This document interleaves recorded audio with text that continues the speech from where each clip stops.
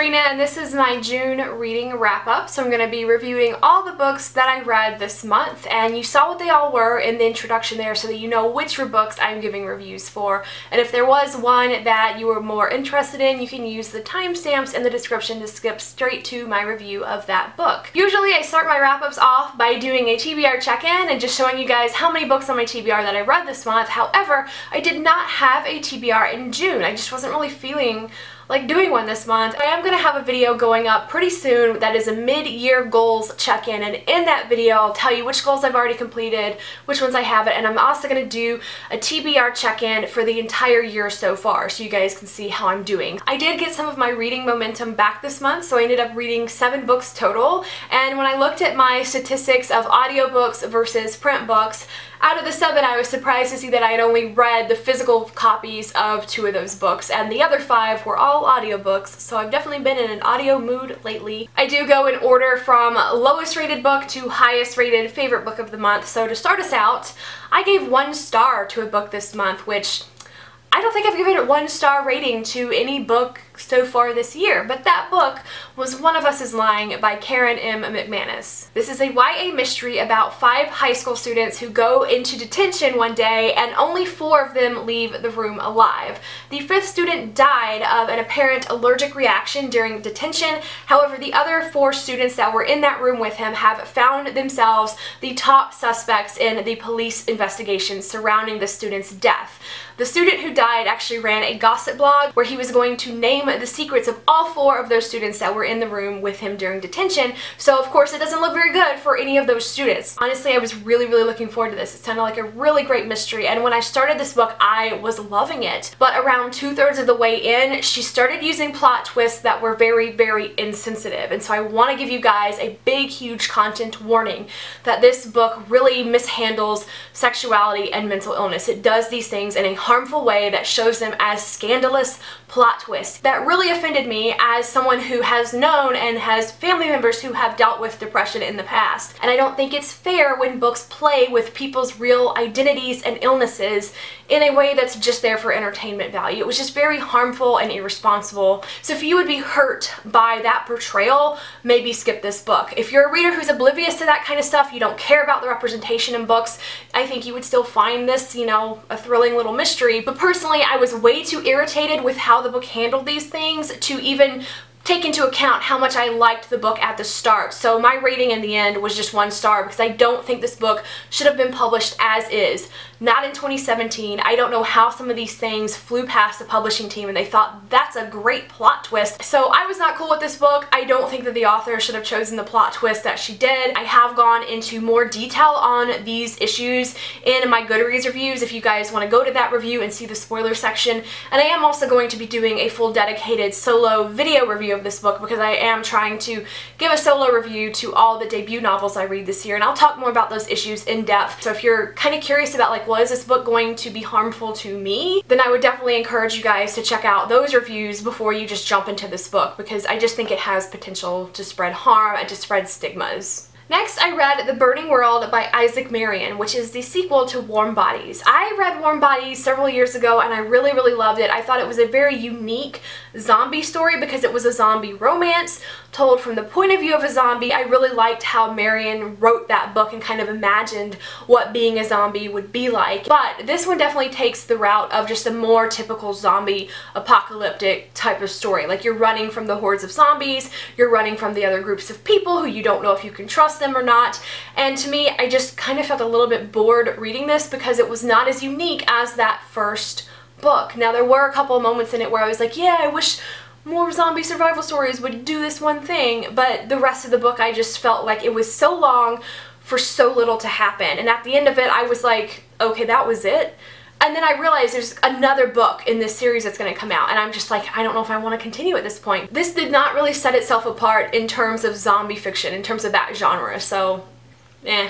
Next, at 4 stars, I read Always and Forever Lara Jean by Jenny Han. This is the third and supposedly final book in the To All the Boys I've Loved Before series. It started out as a YA contemporary romance story about a girl who wrote love letters to all the people she'd had crushes on. She put them in a hat box, and then one day they were mysteriously sent out to all of these boys, and so all of her crushes were then revealed, and she's dealing with the fallout of this. This book is revolving around Lara Jean's senior year of high school and what she wants to do in the future, how she is thinking about this relationship possibly being a college romance and how she is dealing with that. She's also dealing with getting into the college of her dreams and all these things. I enjoyed this one much more than book 2 in the series, which I found a little bit annoying, but I really liked book 3. It was very cute. The biggest critique I would say of this book is that the story kept mentioning a couple of big events that were about to happen in Lara Jean's life, that it was building up to these things, and then we never saw those things. I wanted to know how those events were going to happen and how they would change her life and just where things were going from there, and it didn't do that. So, I mean, it was a really cute story, and I thought it was a really good, realistic look at teenage romance. It was a nice little slice of life. I really love Lara Jean. I love the characters in the story, so I think if you already love this series, you would definitely love it, but I wanted just a little bit more. Next, I read When Dimple Met Rishi by Sandhya Menon. This is an Own Voices book about Indian American teenagers who are both set up in an arranged marriage by their parents. Only one of these characters knows about the arranged marriage, and it's a complete surprise to the other one. So there's a very humorous meet cute scene in this book, and this is a contemporary romance, and I just think this is one of those books that is going to make you smile. If you love diverse contemporary romances, I definitely think that you will like this one. This is another debut novel, so I will be doing a full review on it, but I think that it was really great as a debut. However, as a debut, it was also a tad bit cliche for the genre. I do want to take that into account, but I still gave it 5 stars because it just made me really happy. I loved these characters. I loved how they were opposites, but they also really complemented each other. I love the way that both of these characters take into account their family traditions, their culture, and what their parents' expectations for their lives are versus what they want to pursue in their own lives. And I also really enjoyed how nerdy these characters were, because Dimple is really into coding. She loves coding and technology and stuff like that, and she's very like analytical minded. And then Rishi is your very romantic character, and he is into drawing comics, and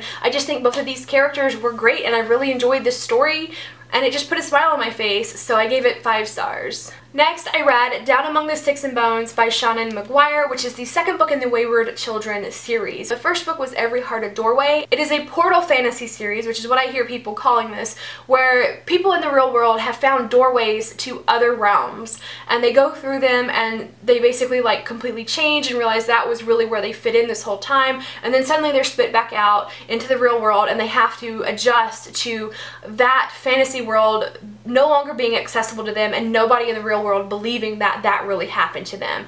Most of these kids are all sent off to a boarding school in the first book, and this second book is actually following 2 of the side characters from book 1, Jack and Jill, and this is actually a prequel. So you're learning about Jack and Jill, who are twin sisters. You're learning about their background and where they came from, what their lives were like before they found their door, and then what the world inside of the door that they found was like and how it changed them and everything. And I just think it's a really wonderful series. The storytelling is A+.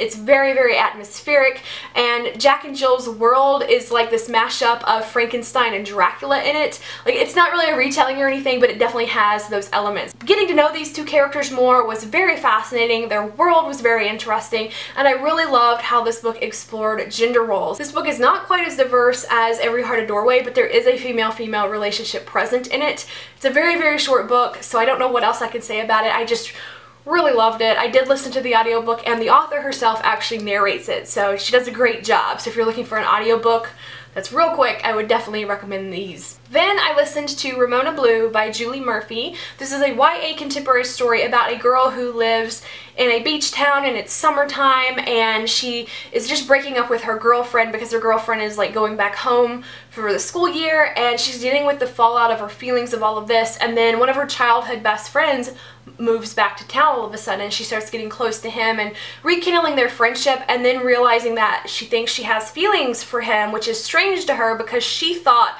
she was only attracted to girls at first, and now she's realizing that she might actually be bisexual. And this book is Own Voices Bisexual Representation. Julie Murphy has talked about that before, and this book actually got a lot of really early negative reviews of people thinking that because she liked girls and then fell for a boy, that meant that a boy was turning her straight, which is a pretty bad stereotype. And I have to say, after reading this book, it definitely does not play into that kind of a trope. There are so many times that Ramona and the book itself like confront that, and they say, no, I'm not straight all of a sudden. I still like girls too. I just happen to be in a relationship with a guy now because I like both or more than just one gender. There's other diversity in this book too. The love interest is black, and there are some side characters who are gay and lesbian, and I believe one of them may have also been bisexual. And this honestly was my favorite new to me book that I read this month. It's one of my favorite contemporary novels that I have read all of this year.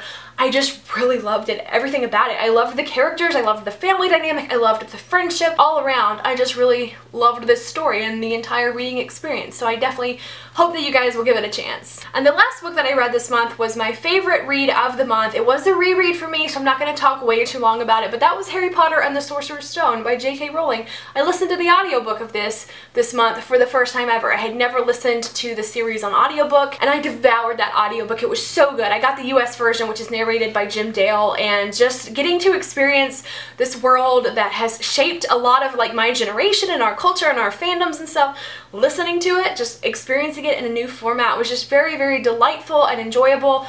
And I loved it. I absolutely loved it. So, I mean, you guys all know what Harry Potter is about, I'm assuming. But if you haven't listened to audiobooks yet, I definitely recommend giving them a shot. Those are the 7 books I read in June. If you guys have any more thoughts on any of these books that I talked about today, I would love to discuss them with you further in the comments. And I would love to know what the best book you read this month was. Thank you guys so much for watching, and I will see you in the comments. Bye!